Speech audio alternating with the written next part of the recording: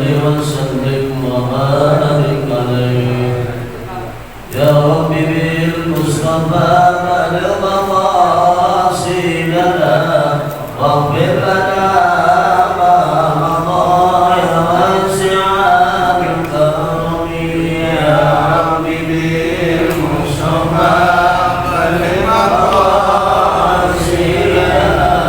واغفر لنا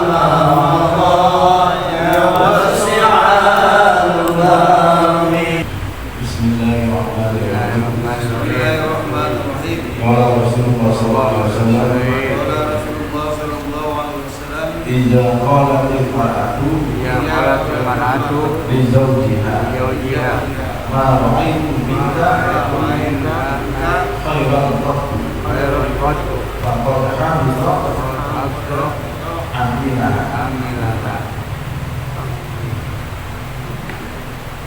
Ya. Dengan menjalani masalah-masalah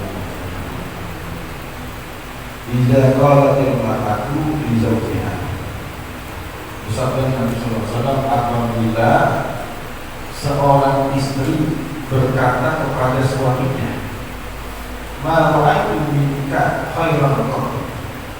Aku tidak melihat sesuatu kebaikan darimu sama sekali. Faqad habita amaluha. Maka sungguh benar-benar amalnya sia-sia. Ya, artinya seorang istri tidak boleh mengeluarkan perkataan-perkataan yang sekiranya bisa menyakiti suaminya.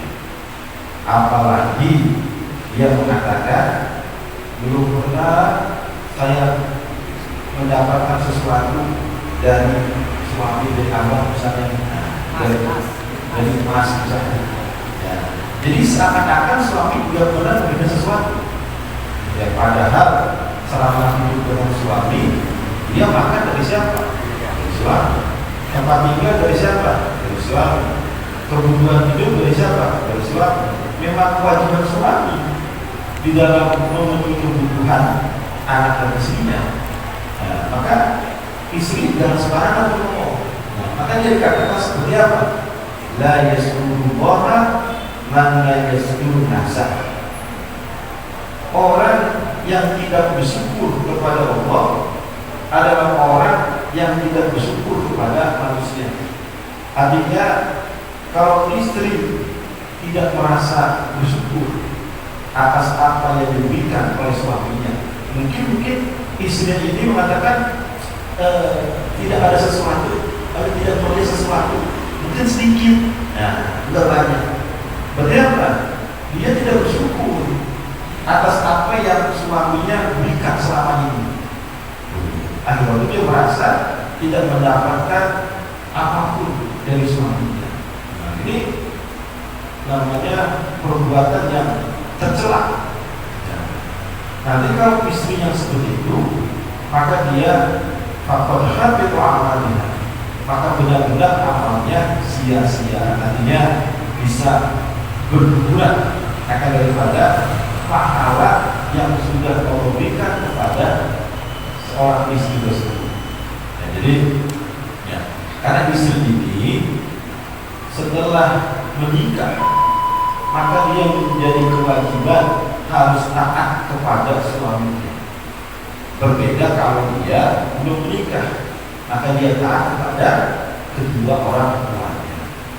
Nah, jadi kalau begitu ya jangan mengatakan perkataan yang sekiranya menyakiti suami. Itu dari seperti dikasih sedikit tapi merasa kurang, terus sudah dikasih tapi merasa belum pernah dikasih. Ini kan orang yang tidak mempunyai rasa syukur. Ya. Jadi untuk menjadi istri solehah tadi, ya, enak dipandang, taat kepada suaminya, pertama takwa kepada Allah, enak dipandangnya, kemudian taat kepada suaminya. Ya. Maka hadiah istri yang solehah, dakhalul jannah, masuk dalam surga. Memang agak berat itu, udah semuanya ya. Ya, cuma kita nih sebagai suami juga, ya harusnya ya berikanlah sesuatu yang memang sudah menjadi haknya istri kita, gitu ya. Jangan sampai beban keluarga dilimpahkan kepada istri, padahal kewajiban suami adalah memberikan nafkah, ya, lahir ataupun batin. Ya, tapi kalau dia istri sudah terlanjur mengucapkan kalimat seperti ini, ya, kemudian dia bertobat minta maaf, maka kalau membaca lagi itu pahalanya. Tapi kalau dia belum bertobat, belum minta maaf, ya, maka amal-amal yang dia sudah lakukan selama ini berguguran, ya, artinya dihapus oleh Allah Subhanahu wa Ta'ala. Ini penting daripada menciptakan keluarga sakinah mawaddah warahmah, ya harus dua-duanya saling memahami, ya, dan pengertian. Kalau suaminya dua, istrinya memahami, ya sama juga. Atau istrinya yang memahami tapi suami tidak memahami, ya sama juga. Artinya untuk menciptakan keluarga, ya, yang sakinah mawaddah, ya dua-duanya harus, ya, intinya memahami kewajiban masing-masing. Kewajiban suami apa, kewajiban istri juga apa. Karena memang kehidupan ini kan diawali dari rumah tangga. Ya, sebelum kita keluar ke masyarakat atau bahkan skala kabupaten, skala provinsi atau skala kali nasional, dan ini dari rumah dulu. Kalau rumahnya benar-benar baik, maka keluar juga akan baik. Tapi kalau di rumahnya tidak menunjukkan sifat harmonis yang baik, maka keluarnya juga sama seperti itu. Ya. Nah, ini juga bisa memicu suami, ya, timbul yang namanya emosi, nah, timbul yang namanya kecewa. Akhirnya apa? Melampiaskannya ke tempat yang lain. Kan banyak begitu, tidak nyaman di rumahnya, akhirnya itu melampiaskan kemana? Rumah bordir misalnya. Ini enak kalau datang si rumah perempuan melayani, gitu. Tiba-tiba masuk dipijitin awalnya, jadi merasa nyaman dia. Nanti kalau ketagihan terus-terusan tuh, nah, ini kan bahaya. Bukan hanya saudara suaminya, istrinya kayak juga. Kalau suaminya berkena penyakit turunan, nanti istrinya suatu juga bisa kena penyakit juga. Makanya untuk menjaga kondisi keharmonisan rumah tangga, ya istri yang menjadi patokannya. Ya, kalau suami ada masalah di luar, siapa yang menenangkan istri? Ya, jadi istri jangan sembarangan di dalam mengucap. Ya, kalau memang suaminya sudah berusaha yang memenuhi nafkah, ya secara terakhir nih, ya, udah dagang, bekerja, ada kepanasan, ada kehujanan, itu lihat tuh disitunya. Ya. Jangan dilihat hanya apa hasilnya doang. Kalau nggak sesuai, marah-marah. Nah, kalau gajian dikit apa, turun, senang. Kalau udah tanggal tua, kelihatan marah-marahnya. Ini bahaya ini, ya. Nah, ini bisa jadi tuh jauh dari kata istri yang solehah. Jadi tidak ada rasa syukur sekali. Ya. Sama saja dia tidak bersyukur kepada Allah. Kenapa? Karena tadi dia tidak bersyukur kepada manusia. Sama manusia itu suaminya. Oh ya, kalau Rasulullah SAW tidak qama ahadukum yusalli min al-laili fal yastaq fa inna ahadukum idza qara'a fi salatihi wa du'a malakun babu ala fihi wa la yakhruju min fihi syai'un illa dakhala fa'al malaka. Bersabda Rasulullah SAW, tidak qama ahad, apabila salah seorang kalian berdiri yusalli minal laili, melaksanakan sholat di malam hari atau di waktu malam hari, fal yastaq, maka hendaklah ia menggosok gigi.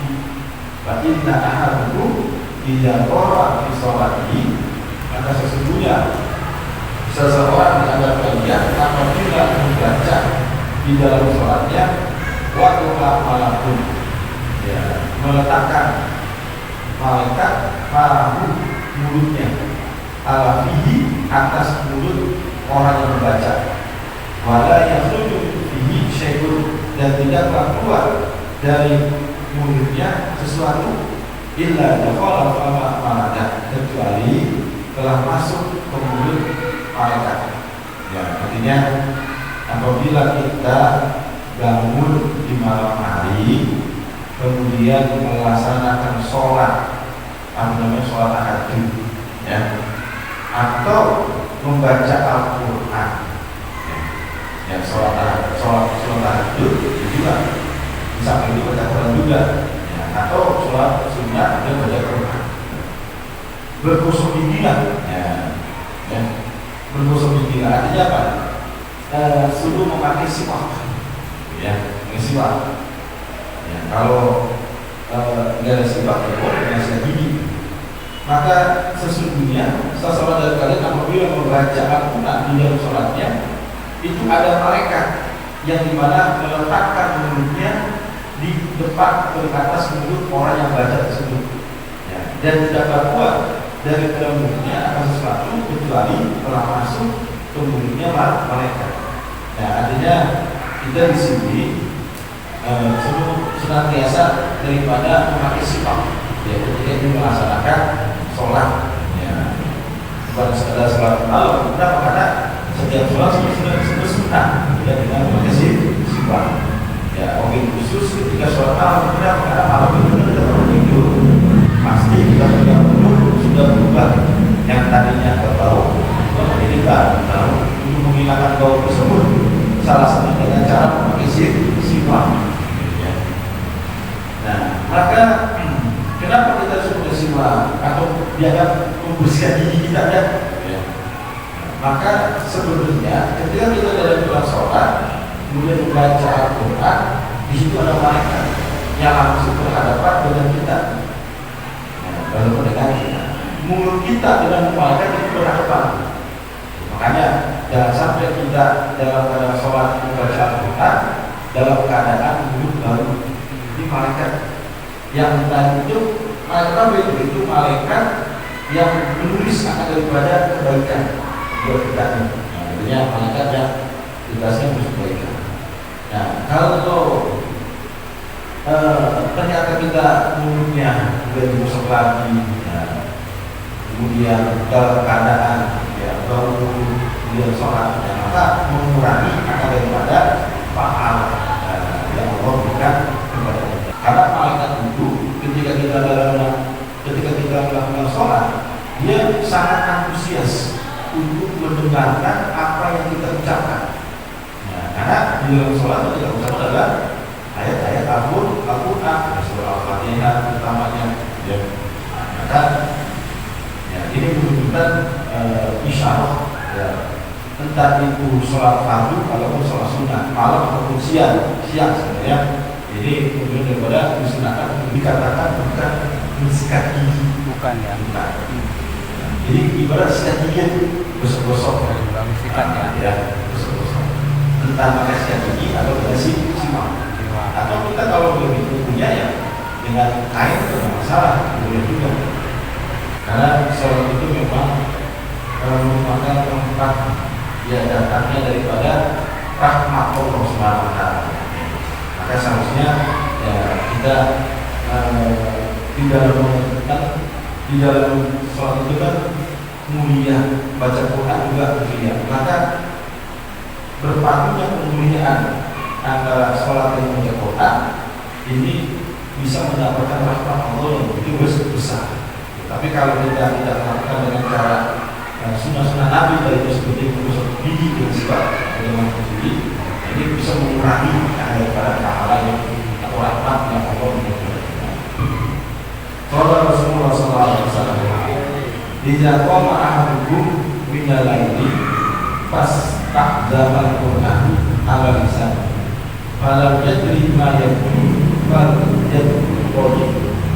Bersabda Rasulullah SAW, "Idza qama ahadukum," apabila berdiri salah seorang di antara kalian minal laili, di malam hari atau di waktu malam hari, fastahdzama al-Qur'an, maka dia sunyi membaca Al-Quran ala lisanhi, atas lisannya, falam yadri ma yaqulu, maka dia tidak mengetahui apa yang dibacanya, balik bagi maka tidur, ya, maka berbaliklah atau tidur. Nantinya kalau kita bangun di malam hari, ya kemudian ya kita melaksanakan ibadah seperti sholat, tetapi pada malam itu ini rasa kurang ya. Dan sebenarnya setelah itu ada kurang ya. Setelah kita sholat tahajud kemudian berjatuh kurang, tapi kita takut berkurang, maka jangan diusi berkurangnya ya. Kenapa? Karena kalau sudah hawa nafsu yang lebih kuat kemudian kita paksa berkurang, nanti itu apa yang kita baca ditakutkan salah ya, salah baca. Ketika salah baca, maka itu bisa mengubah makna apa yang ada di dalam Al-Quran. Maka sebenarnya adalah lindang binatang berbanding tidur. Nah, tidur dulu sebentar, ya, tidur dulu. Jangan terusin, tidur dulu sementara waktu. Jadi untuk menghilangkan rasa takut itu sendiri.